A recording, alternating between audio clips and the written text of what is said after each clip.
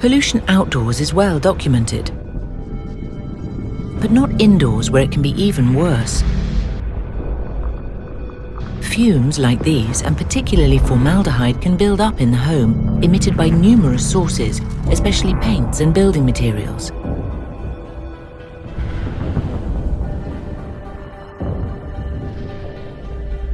And formaldehyde sources can pollute continuously at varying rates. We can't see the fumes, but Dyson's latest air purifiers can.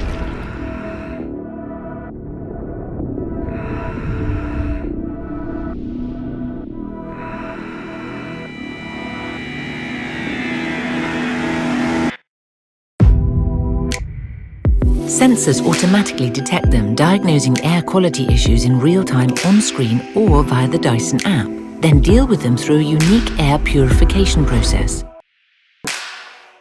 HEPA filtration captures 99.95% of ultra-fine particles, activated carbon removes gases, and our new cryptonic filter destroys the formaldehyde.